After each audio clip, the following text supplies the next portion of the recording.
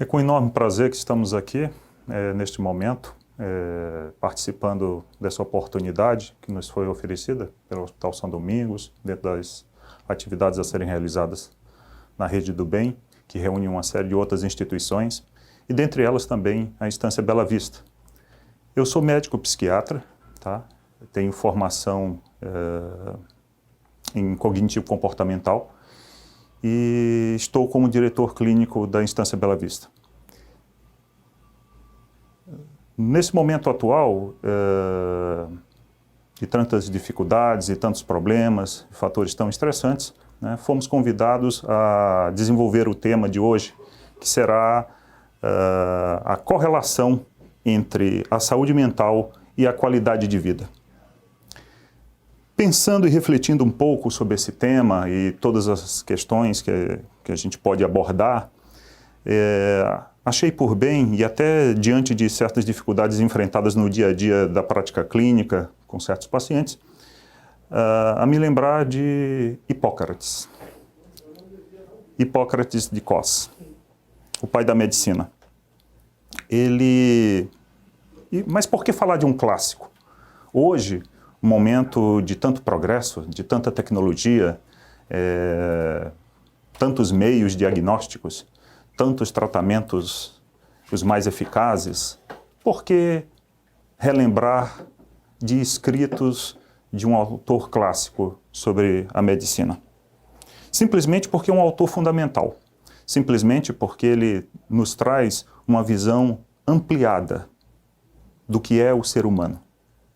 E não dá para falar de medicina, não dá para falar de saúde, não dá para falar de qualidade de vida se a gente não tiver uma cosmovisão do processo. Na realidade, o universo do corpo humano, o universo humano, né, melhor dizendo, é uma versão aprimorada e reduzida do que ocorre em todo o universo. É nessa perspectiva que Hipócrates nos fala sobre a harmonia e a desarmonia. A harmonia enquanto aspecto de saúde, a desarmonia enquanto aspecto de doença. É ele que nos coloca já em seus escritos aspectos como o humor. É claro que a visão que ele tinha do humor é uma visão um tanto quanto diferente de nossa visão atual, mas corresponde a esses aspectos de harmonia e de completude do micro em relação ao macro, do homem em relação ao ambiente. E quando falo ambiente, dentro da visão que ele já exalava, é um ambiente amplificado. É nesse contexto que a gente pode já trazer para um momento um pouco mais atual, pensando esse aspecto da qualidade de vida, enquanto conceito desenvolvido pela própria OMS em suas tentativas de conceituar saúde. Aqueles conceitos mais tradicionais, bem amplos, às vezes bastante questionáveis, mas sempre fazendo menção em direção a esse aspecto da qualidade de vida. E é claro, aspectos biológicos, psicológicos, sociais, culturais, religiosos, espirituais, que envolve toda essa dimensionalidade humana. É claro que dentro do contexto social envolvem aspectos políticos, econômicos e por aí vai. É nesses contextos e é nesse parâmetro que nós precisamos pensar saúde e precisamos pensar saúde vinculada à qualidade de vida. A saúde mental é fundamental, tanto para o aspecto da saúde quanto para o aspecto da qualidade de vida. Infelizmente, muito desconhecimento ainda existe. Desconhecimento que ajuda a alimentar visões distorcidas sobre realidades, o que ajuda a alimentar, por sua vez, preconceitos. Não é que um médico, na sua prática diária, ou um profissional de saúde, em suas práticas diárias, não enfrentem isso. É claro que enfrentam. Por exemplo, um urologista que terá que abordar um paciente vinculado à questão do câncer de próstata. Ele precisa difundir a informação da necessidade de realização do exame exame do toque retal, e isso nem sempre é bem visto, porque é todo esse contexto que não só o aspecto biológico que envolve, mas o aspecto psicológico, social, cultural, tudo isso faz parte e são moduladores que interferem, auxiliando ou prejudicando esse processo de saúde e doença, essa harmonia e essa desarmonia deste todo. Mas nós, da saúde mental, lidamos isso de uma forma, digamos assim, um pouco mais especial, um pouco mais intenso, um pouco mais dinâmico. É fácil, às vezes, diagnosticar um problema de saúde físico. Não é difícil compreender, e até uma pessoa leiga pode, ao ver que houve um acidente e nós temos duas pontas de osso, uma para um lado, outra para o outro, que aquilo se trata de algo bastante sério e grave e que precisa de uma intervenção mais séria e mais imediata, e que houve uma fratura. É nítido, é visível, salta aos olhos.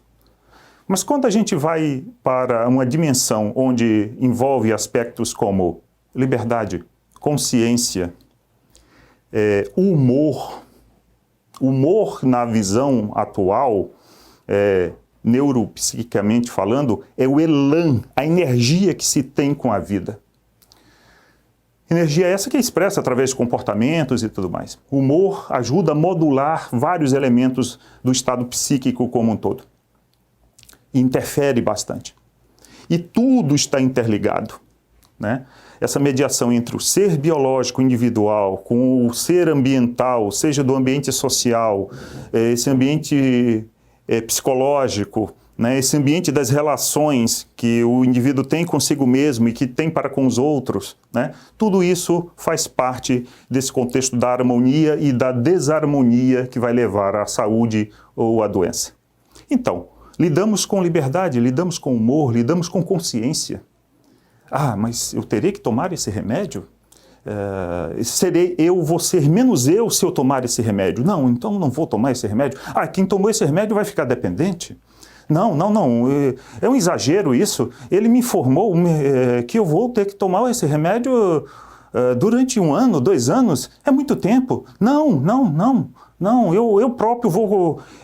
e geralmente a pessoa recebe um conselho de alguém muito interessado em ajudar, mas não basta apenas boas intenções, né? Essas boas intenções elas precisam estar traduzidas em aspectos práticos, conscienciosos, bem basados, com evidências,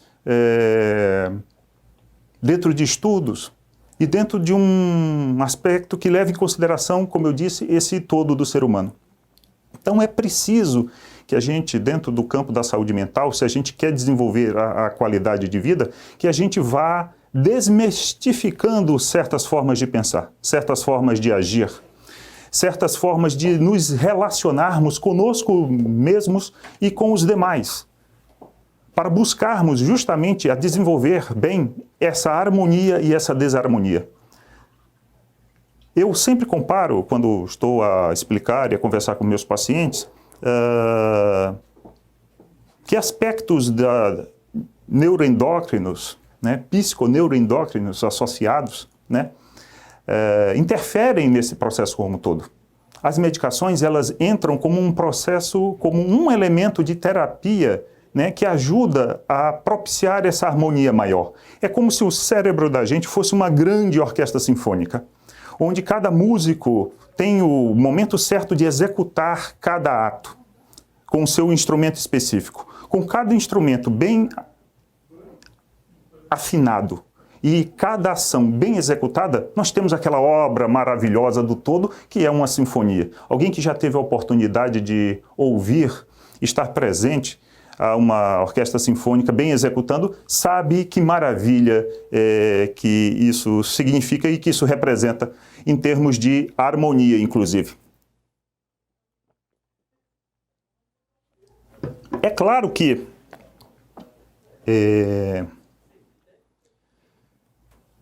para isso é necessário que se mude esse tipo de concepção e se encare a medicação como uma forma de tratamento a mais. Não é o único tratamento possível e não é o único tratamento necessário. É sempre muito importante, dentro do contexto dessa visão maior do ser humano, né, o contexto relacional. A relação terapêutica. Dialogar com o paciente. O olho no olho. O compreender e se colocar no lugar do outro. Compreendendo essas visões e essas situações que o outro está passando. E procurar orientar, procurar direcionar, procurar explicar. Isso é fundamental. Um aspecto fundamental que todo e qualquer profissional, mesmo ele não sendo ou não estando mais tão diretamente vinculado à questão da saúde mental, é a escuta. Não só escutar, mas a escuta.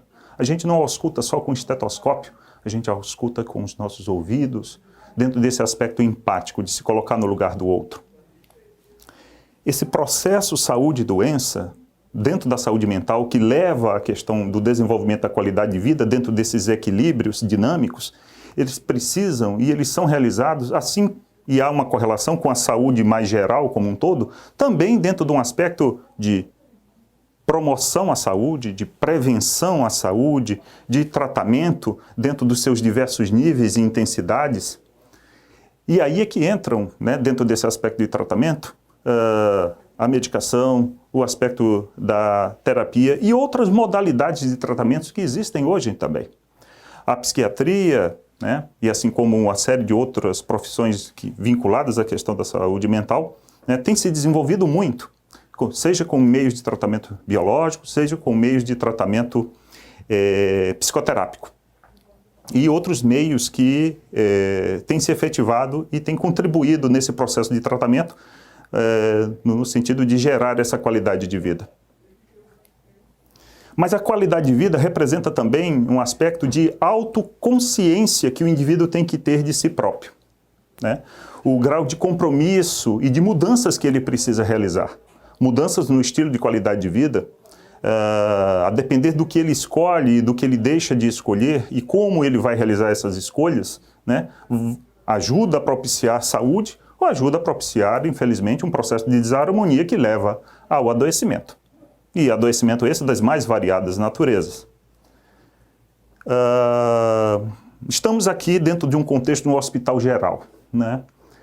Há trabalhos que demonstram, isso é bem fundamentado isso já, que, sob o ponto de vista epidemiológico, pelo menos 50%, né, sem medo de errar, porque é um trabalho científico demonstrando esse tipo de coisa, a nível epidemiológico, que 50% de todos os pacientes internados no hospital geral, como um hospital terciário, como esse, que é o São Domingos, né, pelo menos 50% dos pacientes, com certeza, estão relacionados com algumas questões de saúde mental, das mais variadas naturezas. Podem ser de intensidades leves, pode ser de intensidades moderadas, pode ser inclusive de intensidades mais sérias. Inclusive, nesse contexto de intensidades mais sérias, a necessidade inclusive de encaminhamento para outros espaços terapêuticos que tenham condições adequadas de também correlacionar isso. É claro que, pensando o processo de saúde e doença e de harmonia como um todo, os demais profissionais, né, que estão inseridos dentro de um contexto de um hospital terciário têm um papel fundamental. O clínico que atende na porta e que recebeu ali na emergência aquela paciente que eventualmente tomou aquele excesso de comprimidos tentando se matar, presta um serviço fundamental, e não só no sentido de proteger aquela vida que corre risco, mas no sentido de, em acolhendo-a, bem direcioná-la de uma forma adequada para o tratamento devido. O pessoal da psicologia do hospital, que vai ouvir e acolher aquela dor, aquele sofrimento, porque aquilo não aconteceu por acaso. Um ato, mesmo que desarmônico com a sua própria existência, mesmo desarmônico com a sua própria vida e pondo em risco, inclusive, sua própria vida, é um ato que traz consigo não só uma representação, mas uma efetivação desse sofrimento mental. E nós, seres humanos, como falei anteriormente, né, dentro da visão hipocrática, nós somos esse ser biológico, psicológico, social, cultural, tá, que sofre, que adoece, que entra em desarmonias. E uma tentativa de suicídio como essa é, sem dúvida alguma, uma expressão disso. Então, bem acolhida, bem ouvida, isso já ajuda a causar um elemento terapêutico a essa paciente, ou a esse paciente, de uma forma muito intensa, de uma forma muito boa, de uma forma muito positiva. E isso, todos os profissionais de saúde não só são chamados e convidados a exercer, como de fato exercem no dia a dia dos seus trabalhos e onde estão inseridos. E isso, é claro, não está resumido apenas à porta da emergência, isso está a existir nas enfermarias, isso está a existir nos ambulatórios. Quantos aspectos psicossomáticos estão interrelacionados com processos de adoecimentos físicos? E dentro de uma interrelação, quantas questões emocionais não vão se expressar primeiro dentro de manifestações físicas? E só durante o processo de diagnóstico é que vai se compreender que, de fato, não se trata de uma questão tão biológica assim, mas que o biológico está sendo a caixa de ressonância, a expressão desse elemento emocional, desse elemento psíquico mal compreendido, mal vivido, desarmônico. Passamos por um momento, e estamos ainda passando por um momento bastante crítico. Como eu falei, aspectos de um estresse muito intenso. Isso envolve aspectos da pandemia. Isso ajuda a modular e a intensificar todos esses processos mentais. Seja desencadeando quadros que eventualmente não existiam, seja eventualmente desequilibrando ou tornando desarmônico algo que estava em equilíbrio já dentro de um contexto de tratamento com um psiquiatra, com um psicólogo e com os demais profissionais, né, como nutricionistas, educadores físicos e tudo mais. O fato é, sempre temos fatores que ajudam na harmonia e fatores que ajudam nessa desarmonia. Viver nunca é fácil, viver sempre é difícil. Mas viver é muito bom. E é uma tarefa humana, né, básica, aquelas velhas perguntinhas de sempre, que são bastante fundamentais, inclusive filosoficamente falando, quem somos nós? De onde viemos? Qual o nosso propósito de vida? São perguntas fundamentais que muitas das vezes nos esquecemos, que muitas das vezes negamos, ou muitas das vezes não queremos responder. Mas são perguntas fundamentais que precisam ser respondidas com nossa própria vida, com nossa própria existência. E esse contexto de equilíbrio da saúde como um todo, em relação à qualidade de vida, é uma forma dessas respostas. Antes de vir para cá, eu estava elaborando um relatório, um paciente referente a uma questão bastante séria, né? Dependência química, com álcool, né? É um caso bastante complexo e bem interessante, sob o ponto de vista clínico, que remete a tudo isso que nós estamos falando. Há aspectos biológicos em termos de uma tendência genética hereditária, tendo em vista que outros familiares tinham problemas semelhantes a que ele desenvolveu, ou seja, havia uma predisposição. A gente nunca deve pensar em termos do contexto da saúde mental da genética como uma sentença em definitivo, mas como algo que propicia e facilita. E a depender do grau dessa intensidade genética, nós teremos então uma facilidade maior ou menor, a depender desse grau, né, para o desenvolvimento ou não dos quadros. Inclusive, não há uma correlação exatamente, fulano teve quadro tal, então necessariamente o filho vai ter quadro tal. Não, ele pode desenvolver outro quadro de saúde mental e que seja correlacionado, e não é necessariamente essa relação tão unívoca assim, mesmo porque é um aspecto poligênico. Mas há esse aspecto genético, biológico correlacionado. Mas não é só isso no caso dele, como não é no caso de diversos pacientes. Há essas questões do ambiente. O ambiente social, da família em que ele foi inserido, em que ele foi criado, a forma como ele foi criado, a visão de mundo que ele foi desenvolvendo ao longo do tempo, dentro do contexto dessas relações. O contexto cultural em que ele estava inserido. O fato é que tudo isso contribuiu para que ele acabasse desenvolvendo um sério alcoolismo. Alcoolismo esse que, devido à grande negação, porque o alcoolismo é uma doença da negação, né? Ele evitou e esquivou-se de realizar um tratamento mais sério referente a isso durante anos e anos. E, infelizmente, chegou ao ponto de comprometer seu fígado de uma forma muito séria. Ao ponto de correr risco, um sério risco de vida. Enorme sangramento por via oral, estabilizado, equilibrado o quadro, e é claro, posteriormente redirecionado para tratamento mais especializado referente a essas questões da parte psíquica. Demonstram essas interligações, desde problemas mais simples, mas que também têm a sua importância em termos da questão da saúde como um todo e dessa questão da qualidade de vida, até mesmo problemas mais complexos, onde isso também se expressa de uma forma bem mais intensa e até com risco de vida. O fato é, não podemos pensar em saúde, não podemos pensar em qualidade de vida, se não pensarmos também em saúde mental.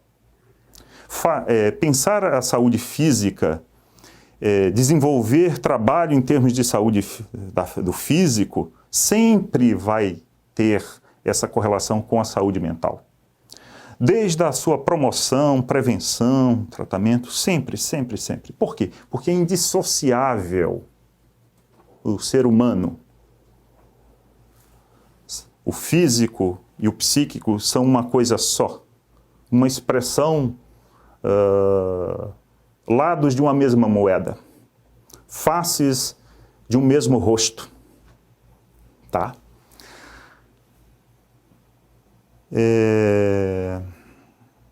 Então, precisamos valorizar cada vez mais a saúde mental, nos diversos contextos. Alguém que esteja realizando uma prática de atividade física regular, sob a orientação do educador físico, porque o cardiologista, num check-up, está tudo bem com ele, mas ele está muito sedentário, o cardiologista orientou que ele precisa, ele está liberado, ele pode fazer e deve fazer esses exames para que esteja tudo bem e seja liberado pelo cardiologista. E ele está liberado, ele precisa sair desse sedentarismo. E o cardiologista o orienta, o incentiva a realizar isso. E ele, seguindo essa orientação do cardiologista, vai e encontra um educador físico e começa a receber as devidas orientações e começa a realizar aquela prática regular, com regularidade. E ele vai aos poucos mudando o seu estilo de vida. Ao invés de ficar lá simplesmente largadão no sofá, né, passando o dia inteiro, né, às vezes só no celular, ele começa, sim, é claro, mantém sua rede social, mantém também um momento de relaxamento, ali no sofá, mas também vai ter com sua regularidade ali a prática da educação física com o educador físico, e ele vai desenvolvendo aquilo. E aquilo tem um impacto positivo, não só na saúde física, mas na saúde psíquica. Ele vai prevenir tanto a hipertensão, que o cardiologista orientou, ele vai prevenir a doença coronariana do coração, mas ele também vai prevenir questões de ansiedade. Ele também vai prevenir questões vasculares que vão, se não forem bem direcionadas, podem, com alguns anos mais adiante, impactar num aspecto demencial, diminuindo o risco de AVC e por aí vai. Então, saúde física e saúde psíquica são uma coisa só. É qualidade de vida, é bem-estar. Então, nós, como profissionais de saúde, que temos a oportunidade de termos contato com os nossos pacientes, nos mais variados meios e nos mais variados momentos, né, temos essa oportunidade e essa felicidade de poder ajudá-los e orientá-los. É claro que é uma labuta diária, é claro que existe toda uma série de obstáculos. No caso da saúde mental, como falei, certa falta de compreensão sobre certos aspectos dificultam isso, gerando preconceito e tudo mais. Inclusive, um espaço como esse, de permitir que um profissional de saúde mental possa, né, levar a sua voz, levar a sua mensagem a várias outras pessoas, a outros profissionais que vão servir também como caixa de ressonância junto a outros pacientes e a outras pessoas, né? Essas informações, elas precisam de fato ser divulgadas, elas precisam ser de fato transmitidas. As pessoas precisam ir compreendendo isso, né? E tendo a oportunidade maior e melhor de realizar suas escolhas, dentro do seu aspecto de liberdade individual e dentro desse contexto mais amplo. Isso é uma verdadeira rede do bem, né? Uma rede que quer pensar na saúde como um todo, que interliga pessoas, indivíduos, instituições, né, com o mesmo objetivo, cientes e conscientes cada vez mais do seu papel dentro do contexto social. Isso também é cuidar da saúde mental, tá? Dentro dessa interligação do biológico, do psicológico, do social, do cultural, esse social mais amplo. Então, torno a enfatizar que é com grande satisfação que estamos aqui desenvolvendo essa transmissão e procurando levar essa mensagem a todos vocês. Ratifico que às vezes é um trabalho árduo, é um trabalho difícil, né? Você conscientizar alguém da necessidade de mudar o estilo de vida, mudar a forma de pensar, mudar a forma de compreender o mundo e a si próprio dentro desse contexto, não é algo tão simples, mas é algo extremamente necessário, como nós estamos vendo, e cada vez mais o será. Cada vez mais o será. Porque a tecnologia se amplia, a série de possibilidades aumentam, mas o ser humano continua a ser humano. Ser humano com emoções, com pensamentos e com um comportamento que vai ser influenciado dentro de todo esse contexto. Mas eu sou esse clínico, eu sou esse profissional que estou ali inserido no ambulatório, o que eu posso fazer para essa mudança assim? Como eu falei anteriormente, eu destaco novamente, o fato de ouvir empaticamente já é algo muito fundamental. Faz uma diferença enorme, tem um teor terapêutico incrível.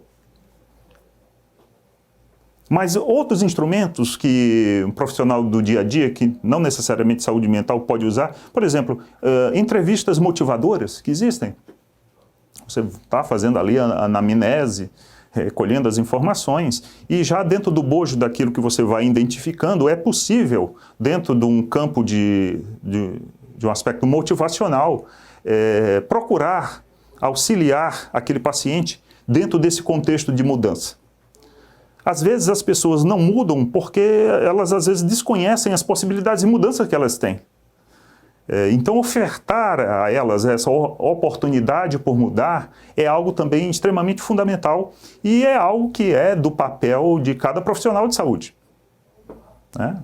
Cada profissional de saúde tem com certeza, em parte, esta missão. Esse compromisso de buscar interferir positivamente na vida daquela pessoa, dependendo do contexto que ela tem. É dentro desse contexto de saúde mental que a gente não pode deixar de se esquecer acerca da nossa própria saúde. Porque se nós vamos e somos cuidadores de pessoas em sofrimento, pessoas passando por momentos bastante difíceis e bastante conturbados de suas vidas, né? Nós, enquanto cuidadores de saúde, nós também temos que pensar na nossa saúde mental. Porque para sermos esse instrumento de cuidar da saúde dos outros, a gente precisa estar com essa harmonia também em dia. E um aspecto que é extremamente poderoso e pertinente, né, é o próprio exemplo. É aquela história. As palavras, elas empurram. O exemplo arrasta, e arrasta com uma força muito grande. Nada contra, é apenas pensando e refletindo e questionando sobre essas questões. Aí é o médico consigo mesmo, enquanto homem, né, enquanto essa humanidade dentro do próprio médico, e quando me refiro dessa forma, não é só o médico, mas a todos os demais profissionais de saúde, dentro de suas próprias humanidades. Se vamos ser esses cuidadores, nós temos que dar uma prioridade ao cuidado a nós mesmos também. Isso não é ficarmos focados apenas e tão somente no nosso próprio umbigo, não se trata disso, mas é termos esse real compromisso conosco mesmo. Nada contra, mas se eu vou buscar trabalhar com o paciente para que ele não fume, e eu próprio fumo, é algo bastante complicado. E é algo que precisa ser trabalhado dentro de nós mesmos. E isso envolve também esse compromisso com a nossa própria saúde, com a nossa própria harmonia, né? Que vai ser e acaba sendo cada vez mais testada, né? Porque grandes demandas, grandes desafios, grandes mudanças, né? O aspecto social hoje em dia muda cada vez num ritmo maior, mais intenso. Não é simplesmente a questão da pandemia, embora a pandemia por si só já fosse um fator ambiental bastante impactante acerca disso tudo, mas mesmo se a gente descontasse, mesmo que a gente conseguisse tirar a pandemia de lado, mesmo assim o ambiente ainda seria um ambiente bastante desafiante no sentido desse ritmo, dessa intensidade de mudança.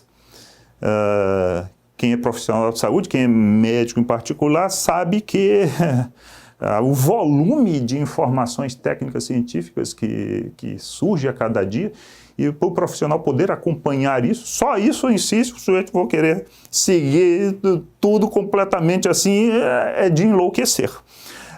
É claro que para isso, para não perder essa harmonia própria, interna, até no contexto do seu próprio trabalho, o profissional ele precisa desenvolver esses aspectos da harmonia dentro de um contexto maior. Fazer escolhas. Não é qualquer tipo de informação que eu vou entrar em contato. Eu tenho que fazer tipo uma peneira prévia. Essa informação é relevante? Essa informação vem de onde? É de um bom periódico?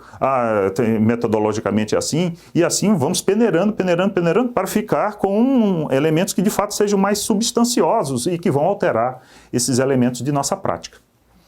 Outro aspecto muito importante que recentemente tenho entrado em contato, e eu tive a oportunidade de estar participando de um congresso Brain, vinculado à questão do comportamento e as emoções. Isso foi tratado lá, que é um aspecto bastante importante aí do setor de saúde, da medicina em particular. Você tem hoje a questão da inteligência artificial, e você vai ter cada vez mais essa questão da inteligência artificial.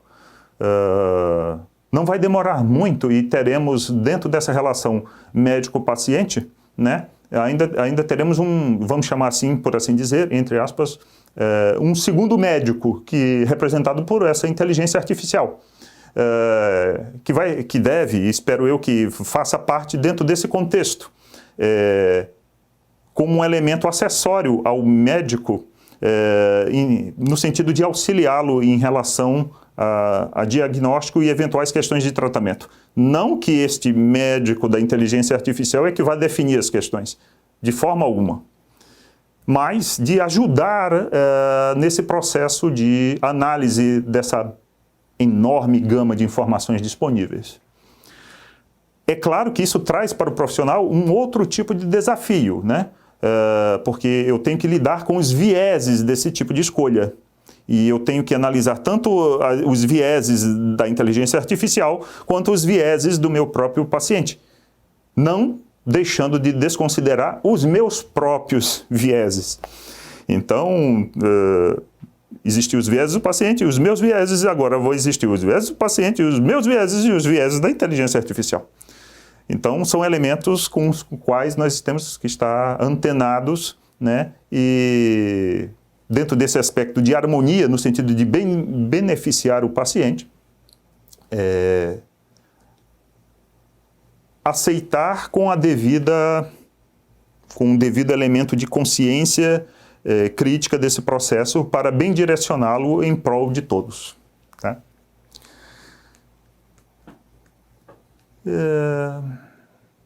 Deixo aqui, então, a minha mensagem, né, de agradecimento por esse momento, por poder minimamente contribuir com essas informações e essas palavras, ratificando de que a saúde mental, ela diz respeito à saúde como um todo, e a saúde como um todo, né, é o grande elemento da gente ter e desenvolver bem, cada vez mais e melhor, a questão da qualidade de vida. Por isso, nós, profissionais de saúde, inseridos em cada um dos nossos contextos, seja desde a porta da emergência, seja desde a UTI, seja desde o contexto de um ambulatório, seja desde um contexto de uma clínica especializada de saúde mental, lidar cada vez mais com esse aspecto humano dentro desse aspecto mais global, da harmonia e harmonização dos elementos que compõem esse ser humano. É por isso que eu comecei com Hipócrates e é por isso que eu encerro com Hipócrates,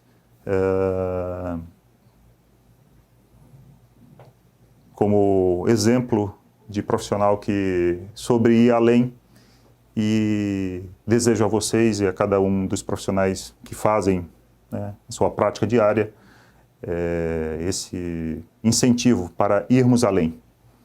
Estarmos um pouco mais abertos a ouvir um pouco mais, compreender um pouco mais desse ser humano, porque isso por si só, apesar de ser algo tão simples e aparentemente tão singelo, é algo tão fundamental e algo tão